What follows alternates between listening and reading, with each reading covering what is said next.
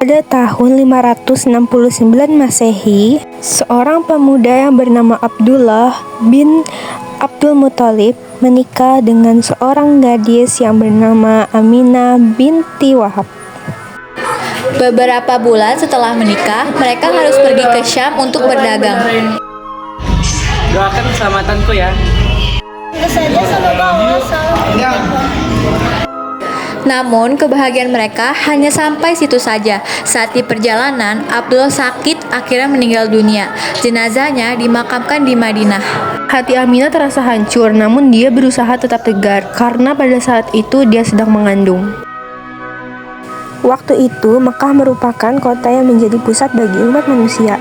Banyak orang yang berdatangan mengunjungi Ka'bah. Kebesaran Ka'bah membuat Raja Abraha kesal.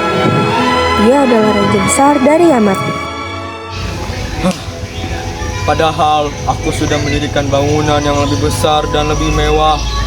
Tapi mengapa orang selalu saja pergi ke Ka'bah? Setelah mengadakan rapat besar, akhirnya raja mengambil keputusan. Jika aku tidak bisa mengalahkan Ka'bah, maka aku akan menghancurkannya. Maka berkumpulnya semua pasukan raja. Pasukan yang terkenal sangat kuat yaitu pasukan bergajah.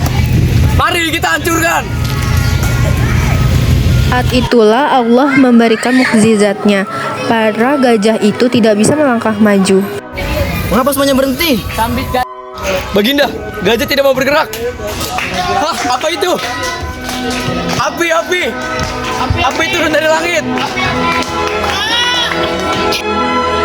Gumpalan hitam api itu ternyata pasukan dari burung ababil. Mereka diperintahkan oleh Allah untuk menjatuhkan batu-batu panas yang diambil dari neraka. Dan akhirnya pasukan Abraha itu kalah. Peristiwa penyerbuan Ka'bah oleh pasukan bergajah milik Raja Abraha ini dikenal sebagai Tahun Gajah. Pada tanggal 12 Rabiul Awal tahun gajah ini, Aminah melahirkan seorang bayi laki-laki yang sangat istimewa dan merupakan keturunan Nabi Ismail alaihissalam. Dialah Nabi Muhammad SAW. Kelahirannya telah dinanti oleh seluruh alam semesta. Nabi Muhammad terlahir sebagai anak yatim, tidak memiliki ayah, dan berekonomi yang tergolong miskin. Orang-orang tidak ada yang suka dengan kelahiran Nabi Muhammad. Lalu pada saat itulah Halimah datang.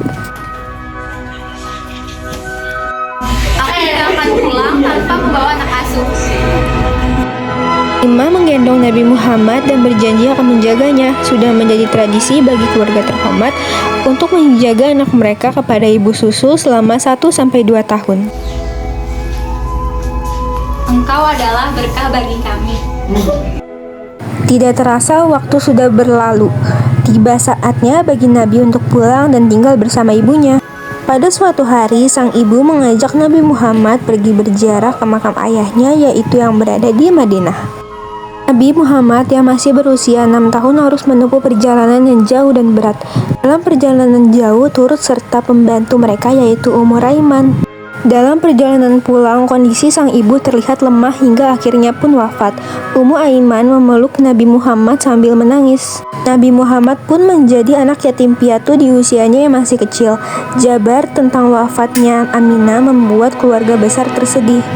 Setelah kepergian ibunya, Nabi tinggal bersama keluarga pamannya Abu Thalib. Mereka bukanlah keluarga yang kaya, namun mereka ikhlas merawat Nabi tanpa pamrih. Saat mereka kekurangan makanan, mereka selalu mengutamakan Nabi daripada anak-anaknya sendiri. Abu Thalib pernah berkata, Kau adalah anak yang diberkahi.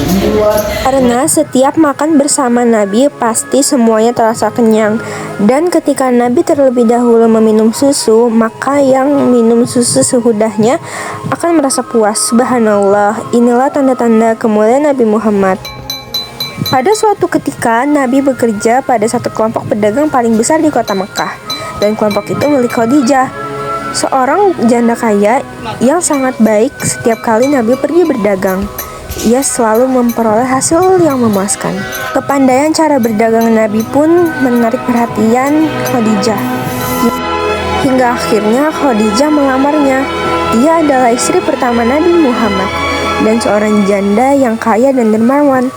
Pernikahan mereka terjadi ketika Nabi Muhammad berusia 25 tahun dan Khadijah sekitar 40 tahun.